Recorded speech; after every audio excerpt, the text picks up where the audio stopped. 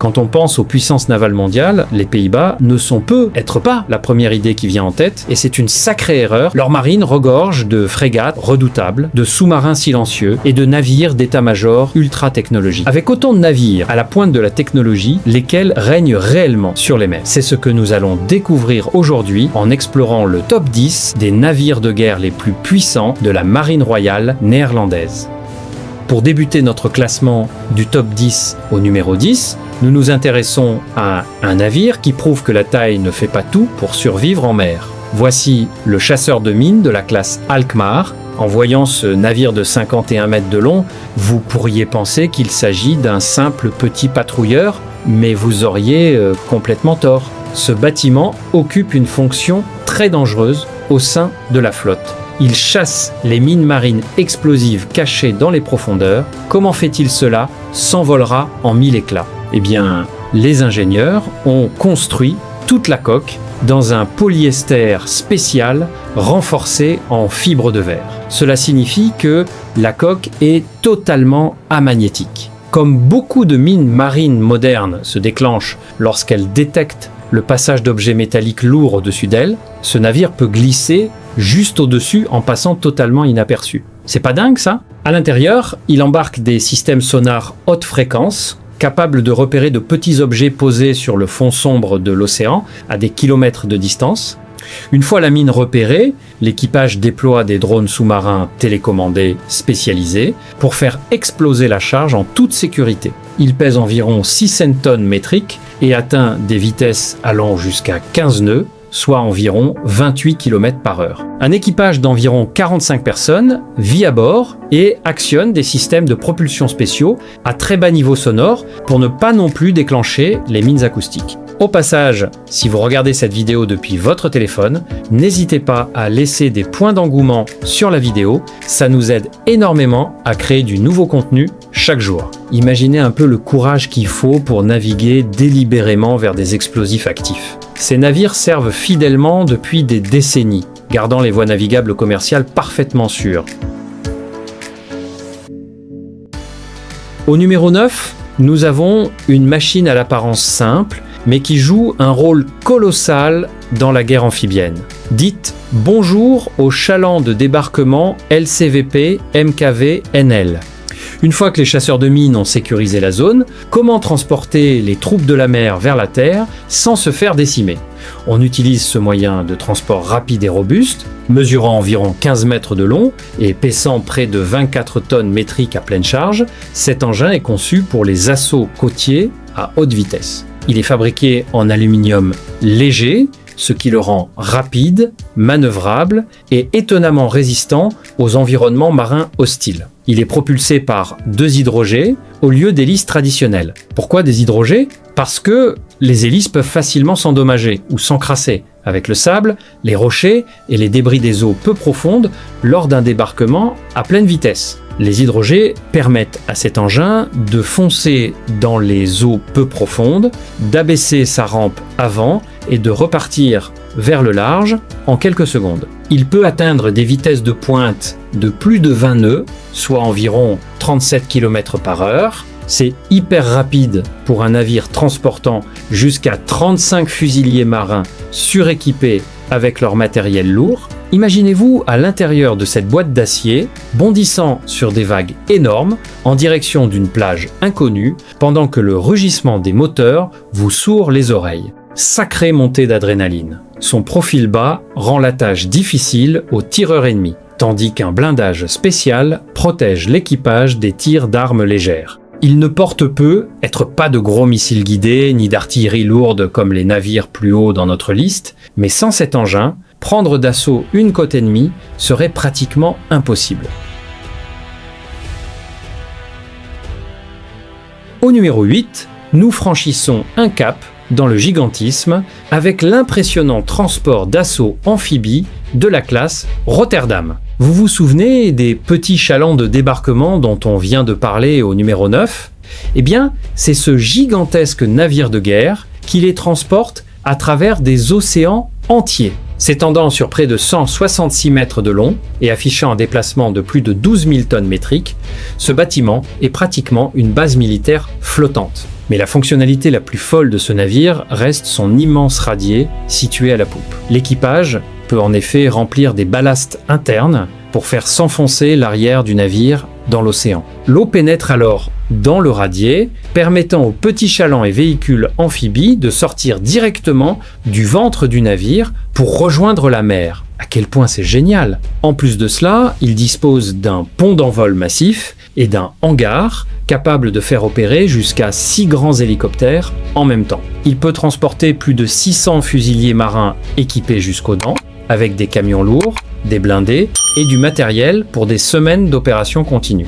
Si vous aimez cette plongée au cœur de la puissance navale, cliquez sur le bouton s'abonner dès maintenant. Nous sortons des décryptages militaires incroyables chaque jour, alors rejoignez la flotte dès aujourd'hui. Au-delà de la pure puissance de combat, ce navire intègre un hôpital complet à bord, avec des salles d'opération et des lits de soins intensifs, ce qui le rend ultra précieux pour des missions humanitaires d'urgence partout sur Terre. Il navigue à une vitesse de 19 nœuds, soit environ 35 km/h, et possède une autonomie incroyable de plus de 10 000 km. Il est polyvalent, robuste et prêt pour n'importe quelle crise.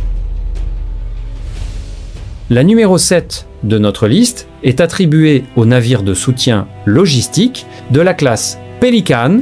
Si les géants du combat attirent toute la lumière dans les films, les vrais stratèges militaires savent que c'est la logistique qui gagne les guerres et sauve des vies. Ce navire unique a été spécialement conçu pour opérer dans les conditions exigeantes de la région des Caraïbes.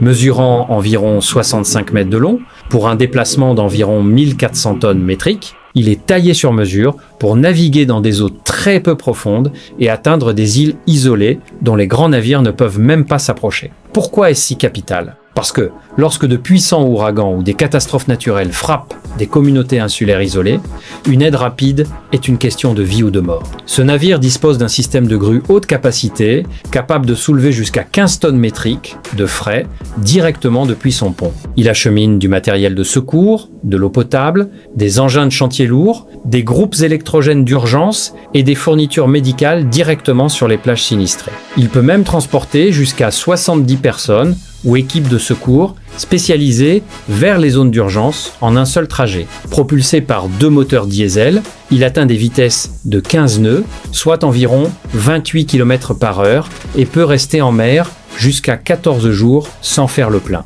N'est-ce pas incroyable de voir à quel point un navire de ravitaillement relativement petit peut faire une telle différence à l'échelle mondiale? Il n'est peut être pas hérissé de canons de pont ou de missiles anti-navires, mais sa capacité à intervenir lors d'événements cataclysmiques en fait l'un des maillons les plus vitaux de la flotte.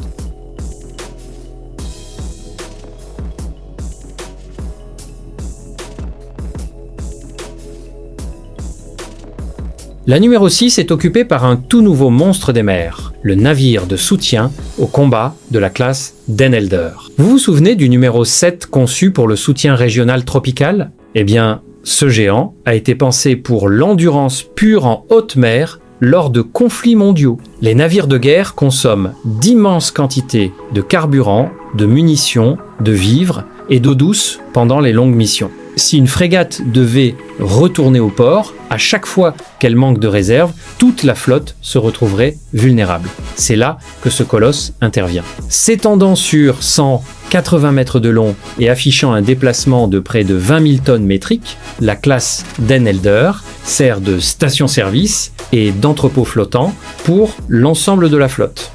Il peut transporter plus de 8000 m3 de gazole, 1000 m3 de carburant pour hélicoptère, ainsi que des centaines de tonnes métriques de munitions, de vivres et de pièces de rechange. Grâce à ces systèmes de ravitaillement à la mer de pointe, il peut transférer du carburant et des charges lourdes à 2 autres navires de guerre en même temps, le tout pendant que les 3 bâtiments filent à toute allure sur un océan formé. C'est pas une démonstration de précision nautique incroyable ça? Il dispose d'un grand pont d'envol et d'un hangar pour faire opérer 2 hélicoptères NH-90, ainsi que d'espace pour des chalands de débarquement et des modules de conteneurs spécialisés. Mu par des moteurs diesel sobres, il atteint des vitesses maximales de 18 nœuds, soit environ 33 km/h. Il embarque même des armes d'autodéfense comme des mitrailleuses lourdes automatisées et des systèmes d'armes rapprochés pour se protéger des menaces en approche. Sans de tels monstres de ravitaillement, les flottes modernes ne pourraient jamais opérer bien longtemps à l'échelle globale. En numéro 5, on retrouve un véritable modèle de polyvalence, le bâtiment de soutien interarmé de la classe Karel Doorman. Si vous prenez les capacités de radis amphibie du numéro 8 et que vous les combinez avec les capacités de ravitaillement massif du numéro 6, eh bien vous obtenez ce bâtiment incroyable. Mesurant la taille impressionnante de 205 mètres de long et affichant un déplacement de plus de 28 000 tonnes métriques, c'est l'un des plus grands navires de toute la marine. Il a été conçu pour mener des opérations interarmées, ce qui signifie qu'il soutient à la fois les forces navales terrestres et aériennes. Besoin de livrer 100 véhicules blindés lourds sur une tête de pont, il possède 2000 mètres linéaires de pont pour véhicule. Besoin de ravitailler des frégates lance-missiles, il transporte plus de 8000 mètres cubes de carburant et d'eau. Besoin d'un appui aérien lourd, son immense pont d'envol dispose de 6 spots d'atterrissage pour des hélicoptères de transport lourd comme le Chinook. On peut parler d'une solution tout en un absolue. Il abrite même un hôpital entièrement équipé avec 2 salles d'opération pour soigner les blessés loin de chez eux. Propulsé par un système hybride diesel électrique, il atteint des vitesses allant jusqu'à 18 nœuds, soit environ 33 km/h, avec une autonomie maximale de plus de 18 000 km. Grâce à ces systèmes automatisés à bord, il ne nécessite qu'un équipage réduit d'environ 150 personnes, bien qu'il puisse accueillir plus de 300 soldats ou spécialistes supplémentaires lors de grands déploiements. C'est une merveille polyvalente qui offre à la flotte une flexibilité incroyable sur tous les océans du globe.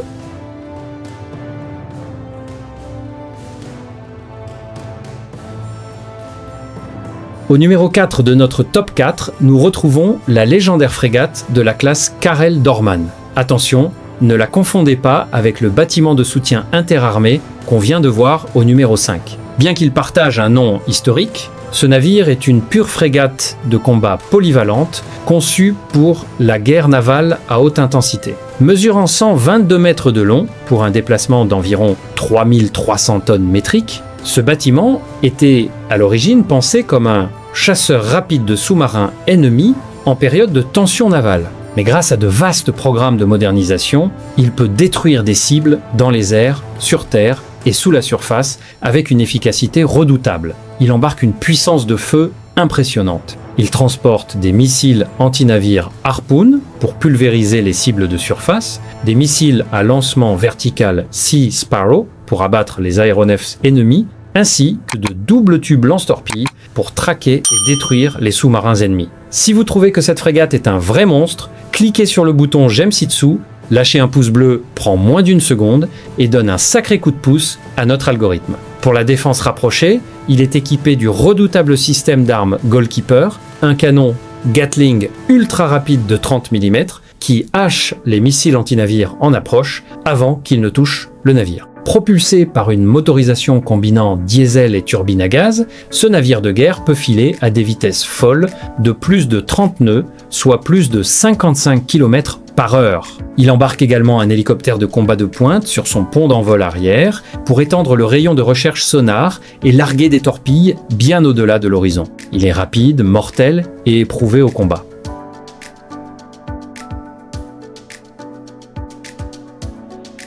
La numéro 3 de notre classement est occupée par le patrouilleur hauturier ultra moderne de la classe Holland. En regardant ce navire, la première chose que l'on remarque est sa superstructure futuriste et élancée, dominée par un mât pyramidal géant. Cette pyramide est un système de mât intégré, rempli de technologies de capteurs parmi les plus avancées de la planète. Il combine un radar de veille aérienne, un radar de surface, des caméras de poursuite électro-optique et des antennes de communication en une seule structure furtive. Cela signifie que ce navire peut détecter de minuscules cibles, du simple bateau rapide au drone volant à basse altitude, sur d'immenses distances, dans le noir complet ou par mauvais temps. S'étendant sur 108 mètres de long, pour un déplacement de 3750 tonnes métriques, la classe Holland a été conçue spécialement pour les opérations de sécurité, les patrouilles anti-piraterie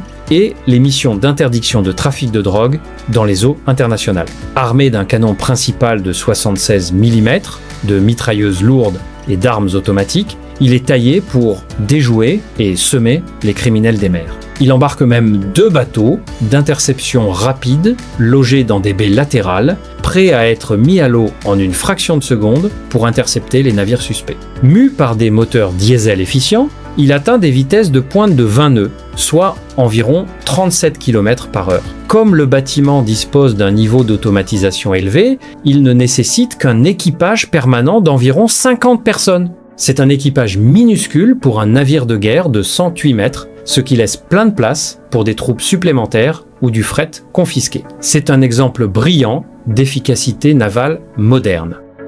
À la deuxième place, au numéro 2, se hisse le légendaire et extrêmement dangereux sous-marin de la classe Walrus. Dans la vraie guerre navale, rien n'insuffle plus de terreur à un capitaine ennemi qu'un sous-marin d'attaque invisible tapi dans l'ombre. Mesurant 68 mètres de long et affichant un déplacement d'environ 2800 tonnes métriques en plongée, ces sous-marins diesel électriques sont célèbres dans le monde entier pour leur silence absolu. Lors d'exercices navals de l'OTAN, ces bâtiments très fureteurs ont réussi à plusieurs reprises à s'infiltrer au cœur de groupes aéronavals sans être détectés et à simuler le naufrage de super porte-avions amiraux. Imaginez l'embarras pour l'adversaire. Comment font-ils ? Ils utilisent des tuiles anéchoïques spéciales sur la coque et des plots d'isolation, des vibrations très avancées pour toute la machinerie interne, les rendant quasi silencieux sous l'eau. Ils disposent d'un gouvernail arrière unique, en forme de X,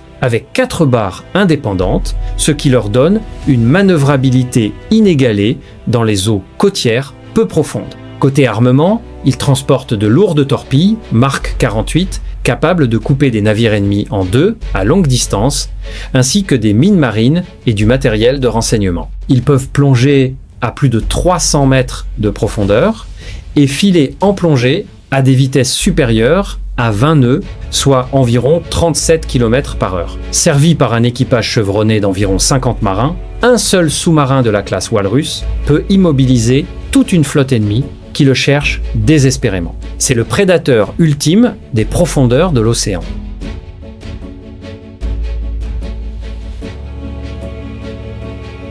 Et la couronne incontestée du numéro 1, en tant que navire le plus avancé de toute la flotte, revient à l'incroyable frégate de défense aérienne et de commandement de la classe de Zeven Provincien. Mesurant 144 mètres de long et affichant un déplacement de plus de 6000 tonnes métriques, ce bâtiment est un véritable colosse technologique conçu pour protéger toute une flotte navale contre des attaques de missiles massives et des raids aériens. Ce qui rend ce navire si mythique à travers le monde, c'est son système radar actif à balayage électronique révolutionnaire, connu sous le nom d'APAR, combiné au radar à longue portée SMARTEL. Cette configuration radar peut traquer des centaines de cibles aériennes simultanément, qu'il s'agisse de chasseurs furtifs, de missiles anti-navires rasants ou même de missiles balistiques volant dans la haute atmosphère. Il embarque 40 systèmes de cellules de lancement verticales remplis de missiles anti-aériens, Standard Missile 2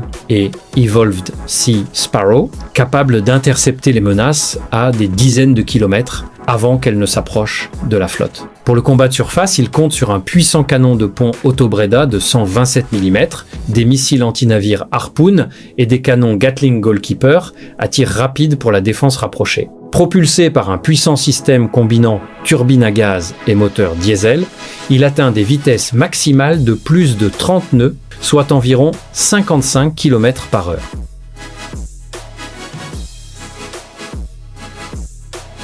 Et voilà les amis, c'était les 10 meilleurs navires de guerre de la marine néerlandaise. Laquelle de ces machines vous a le plus impressionné ? Dites-le nous dans les commentaires ci-dessous. Et n'oubliez pas de liker et de vous abonner si vous voulez voir beaucoup d'autres classements comme celui-ci.